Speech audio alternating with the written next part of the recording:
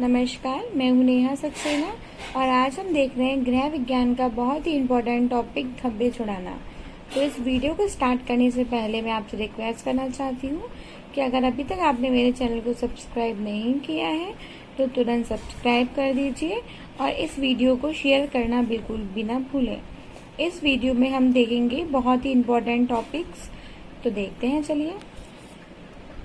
देखिए, वस्त्र में अचानक जो अनदेखे अनजाने कोई भी दाग या धब्बा लग जाना स्वाभाविक होता है। दाग धब्बे पड़ने की स्थिति में तुरंत छुड़ाने का प्रयास करना चाहिए। अगर नहीं छुड़ाते हैं तो वस्त्र क्या होते हैं, वस्त्र खराब हो जाते हैं और इसी से वो साफ भी नहीं होते। तो पहला क्वेश्चन अपना यहाँ से बनता है, जो मैं आपको बताती हूँ कि धब्बा कहते किसे हैं या धब्बा किसे कहा जाता है। ये 1 या 2 नंबर में क्वेश्चन आता है। तो धब्बा या दाग वह अनचाहा चिन्ह होता है जो वस्त्रों पर किसी कारणवश या माध्यम से लग जाता है। ठीक है, पहला क्वेश्चन समझ में आया बच्चों। फिर ये आपको बोलेगा कि दाग या धब्बे की पहचान कैसे किया जा सकती है या क्या क्या विधियां होती हैं जिससे दाग व धब्बे को पहचाना जा सकता है। ठीक है, तो उसकी 3 विधियां होती हैं, देखकर, गंध द्वारा और स्पर्श द्वारा। देखकर मतलब अनजान जो दाग होता है वो हमारे सामने न लगा हो, उसे अपन देखकर भी आकार करके पता कर सकते हैं। जैसे कि आप पता कर सकते हैं कि नीली शाही का है, चाय कॉफ़ी का है, तरकारी के हल्दी का रंग है और नेल पॉलिश का रंग है। इस प्रकार जब दाग लग जाता है तो तेल, घी व स्याही का दाग वस्त्र को जाता है। पेंट या नेल पेंट मोटी परत के रूप में ही स्थान पर जम जाता है। ठीक है, फिर गंध मतलब स्मेल, दागों को सूंघकर भी पहचाना जा सकता है। विशेषकर तीव्र स्पष्ट गंध वाले दाग पसीने के, इत्र के, पेंट के, अचार के, जूता पॉलिश व नेल पेंट। ठीक है, स्पर्श का मतलब होता है कि आप टच करके भी पता कर सकते हो कि धब्बा कौन सा है। इस प्रकार अपने 3 विधियां देख ली, देखकर, गंध द्वारा, स्पर्श द्वारा। 2 नंबर में इसका इम्पोर्टेंट क्वेश्चन बनता है और कई बार ये 1 नंबर में भी आ जाता है। ठीक है, स्पर्श का मतलब होता है कि कुछ दाग धब्बों को आप छूकर भी पहचान सकते हैं। अब ये इम्पोर्टेंट क्वेश्चन आपके सामने बन चुका है बच्चों कि दाग या धब्बों का वर्गीकरण समझाइए, या दाग या धब्बे कितने प्रकार के होते हैं, धब्बों का वर्गीकरण समझाइए। ऐसा कोई सा भी क्वेश्चन बन सकता है।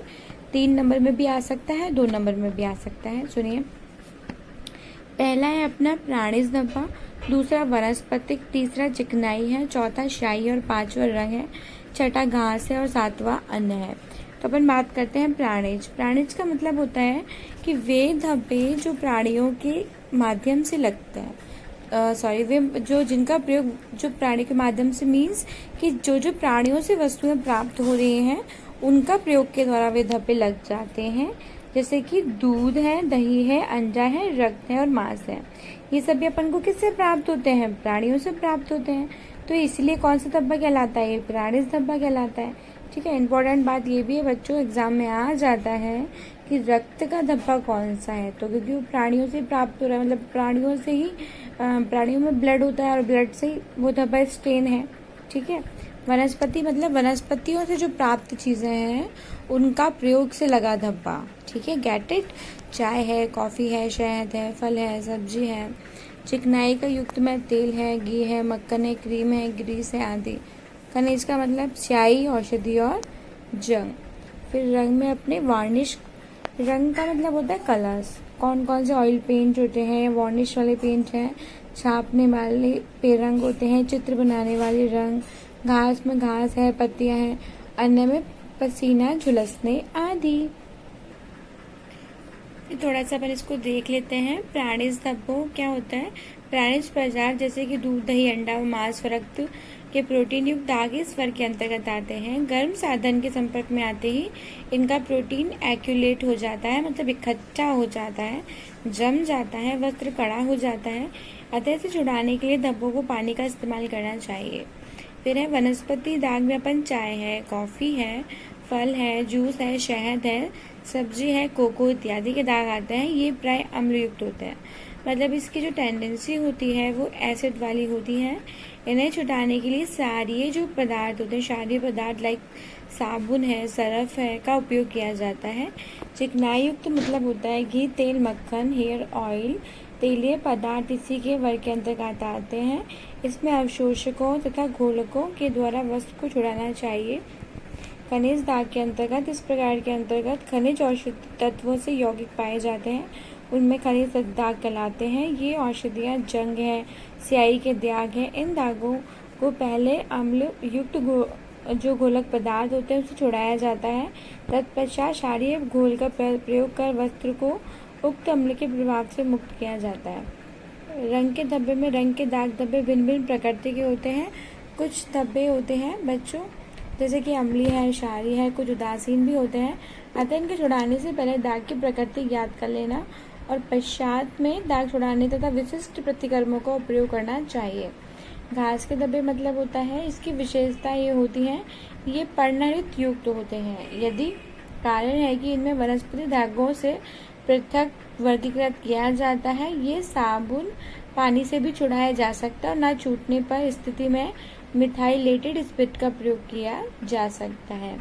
एनामल पेंट तथा वार्निश के दाग मतलब एनामल पेंट तथा वार्निश के दागों की प्रकृति अन्य दागों से भिन्न होती है, इसी के इनको सर्वथा अलग माना जाता है। ओके, अलग वर्ग में रखा जाता है क्योंकि केमिकल्स का प्रयोग के द्वारा इसका साफ किया जाता है। अन्य धब्बे जो कि अपन अज्ञात धब्बे बोलते हैं, मतलब आपको पता ही नहीं होता कि धब्बे कैसे लगे हैं, तो वस्त्रों के दाग को प्राणी दाग के वर्गीकृत किया जाना चाहिए क्योंकि इसकी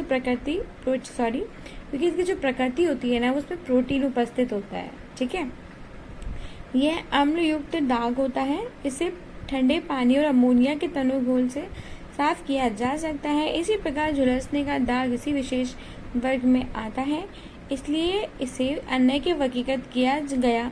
अत्यधिक गर्म स्त्री से संपर्क आने से सूती वस्त्रों की सतह पर काली नुमा धब्बा पड़ जाता है, इसे धोकर विरंजित किया जा सकता है।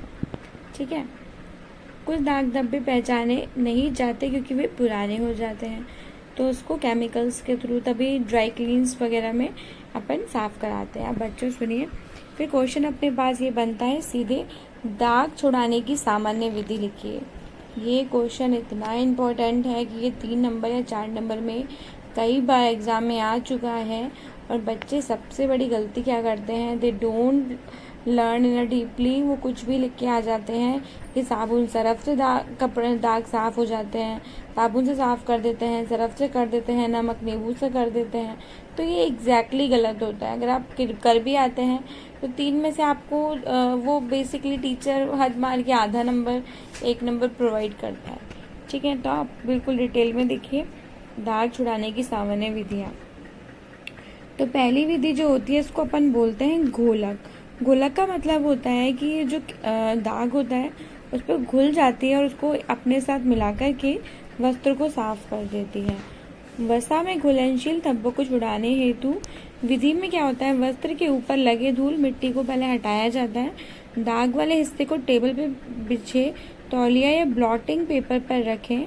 स्पंज या रुई पर घोलक लगाकर दाग पर अंदर से बाहर की ओर गोलाकार में स्पंज रुई को मले। इस प्रक्रिया में धब्बा ब्लॉटिंग पेपर ही आ जाएगा, साफ भी हो जाएगा। इसी प्रकार की विधि में स्पंज विधि भी कहते हैं। तो स्पंज विधि किसे कहते हैं, स्पंज विधि अपन घोलक विधि को स्पंज विधि भी कहा जाता है। फिर अपन देखते हैं कौन कौन से केमिकल्स जो अपन घोलक वाली में यूज करते हैं। इसमें पेट्रोल होता है, मिथाइलेटेड स्पिरिट होता है, एसीटोन होता है, तारपिन का तेल होता है, मिट्टी का तेल होता है, बेंजीन, कार्बन टेट्राक्लोराइड भी होता है। ठीक है, नेक्स्ट है अपना अवशोषक। अवशोषक मतलब होता है एब्जॉर्व करना। चिकनायुक्त धब्बों को छुड़ाने के लिए इसका प्रयोग किया जाता है। दाग धब्बों पर जैसे ही अवशोषक पदार्थ को डाल दिया जाता है फिर चिकनाई को सोख लेता है।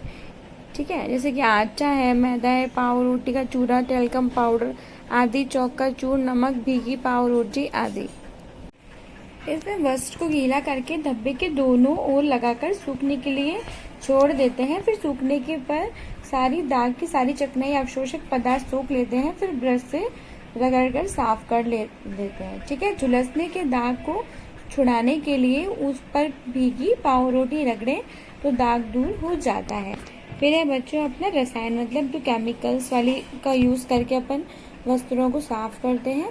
आसानी से न छूटने वाले तथा अन्य विधियों से भी न छूटने वाले धब्बे हेतु इसमें दाग को स्पंज विधि से रासायनिक पदार्थों के तनु घोल की सहायता से दाग छुड़ाएं।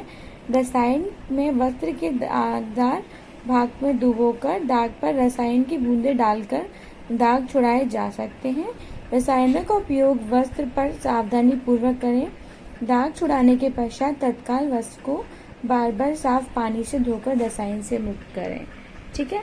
फिर है अपना इसमें केमिकल्स यूज करते हैं जो रासायनिक प्रतिकर्मक कहलाते हैं। इसमें सुहागा है, जेविल वाटर है, सोडियम परबोरेट है, बोरैक्स है, नींबू का रस है और ऑक्सैलिक अम्ल है।